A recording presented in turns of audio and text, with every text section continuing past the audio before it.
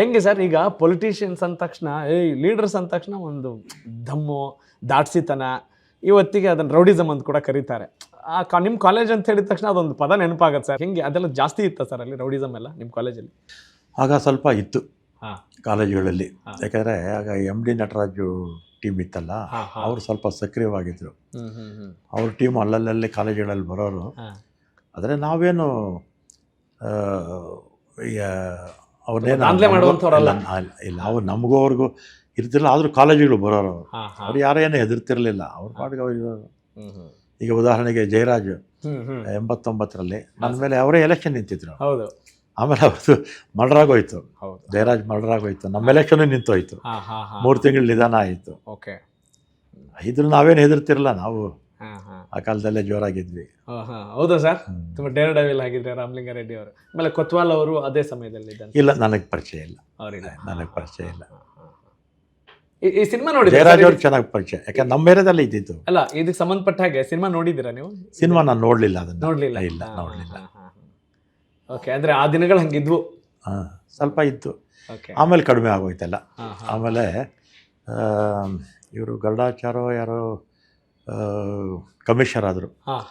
ಅಲ್ಲ, ಆಮೇಲೆ ಆ ಕಾಲದಲ್ಲಿ ಏನಾಗೋಯ್ತು ಅಂದರೆ ರೌಡಿಗಳು ಅವಲೇ ಹೊಡೆದಾಡ್ಕೊಂಡು ಅರ್ಧ ಜನ ಹೋಗ್ಬಿಟ್ರು ಬೆಂಗಳೂರಲ್ಲಿ. 80ರ ದಶಕದಲ್ಲಿ, ಇಲ್ಲ 90ರ ದಶಕ ಇರಬೇಕು.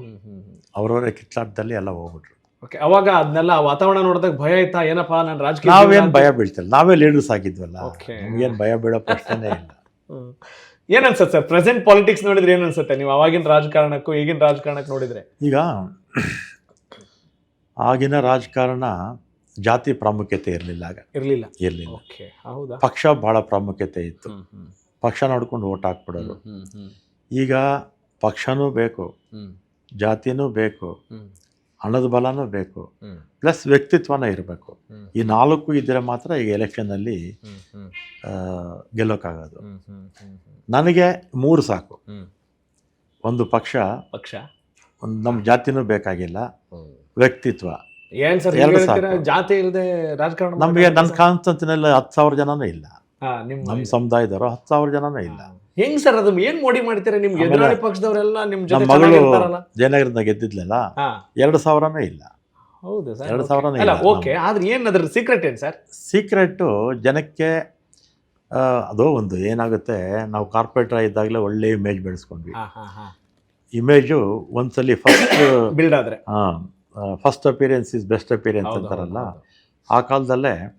ಈಗ ನಾನು ಉದಾಹರಣೆಗೆ ಕಾಲೇಜಲ್ಲಿ ಸ್ಟೂಡೆಂಟ್ ಲೀಡರ್ ಆಗಿದ್ವಲ್ಲ, ಆಗಿದ್ದಾಗಲೇ ಗ್ರಾಮಾಂತರ ಪ್ರದೇಶದೆಲ್ಲ ಸೀಟ್ ಕೊಡಿಸಿ ಅಂತ ಬರೋರು. ನಾನು ಗೌರ್ಮೆಂಟ್ ಸೈನ್ಸ್ ಕಾಲೇಜ್ ಇರ್ಬೋದು, ಅಥವಾ ಯೂನಿವರ್ಸಿಟಿ ಲಾ ಕಾಲೇಜ್ ಇರ್ಬೋದು, ಅಥವಾ ಯಾವುದೇ ಸುತ್ತಮುತ್ತಲ ಕಾಲೇಜುಗಳಲ್ಲಿ ಗ್ರಾಮಾಂತರದಿಂದ ಬರ್ತಕ್ಕಂಥವ್ರಿಗೆಲ್ಲ ಕರ್ಕೊಂಡೋಗಿ ಸೀಟ್ ನಾವೇ ಸ್ಟೂಡೆಂಟ್ ಲೀಡರ್ ಆಗಿದ್ದಾಗಲೇ ಕೊಡಿಸ್ತಾ ಇದ್ವಿ. ಸ್ಕಾಲರ್ಶಿಪ್ಪು ಕೊಡಿಸ್ತಾ ಇದ್ವಿ. ಆಮೇಲೆ ಕಾರ್ಪೊರೇಟರ್ ಆಗಿದ್ದಾಗಲೂ ಕೂಡ ಒಳ್ಳೆಯ ಹೆಸರಿತ್ತು. ಆಮೇಲೆ ನಮ್ಮ ತಂದೆಗೂ ಅಷ್ಟೇ ಒಳ್ಳೆಯ ಹೆಸರಿತ್ತು. ಅದು first appearance is best appearance ಅದಲ್ಲ ಪಬ್ಲಿಕ್ಕಲ್ಲಿ. ಈ ಶಾಸಕನಾದಾಗಲೂ ಕೂಡ ಒಳ್ಳೆ ಇಮೇಜ್ ಬೆಳೆಸ್ಕೊಂಡ್ವಿ. ಅದಾಗೇ ಕಂಟಿನ್ಯೂ ಆಯಿತು. ಮೈನಸ್ ಆಗದೆ ಇದ್ರೂ ಪರವಾಗಿಲ್ಲ, ಪ್ಲಸ್ ಆಗದೆ ಇದ್ರೂ ಪರವಾಗಿಲ್ಲ, ಮೈನಸ್ ಮಾಡ್ಕೊಳಕ್ಕೆ ಹೋಗಬಾರ್ದು.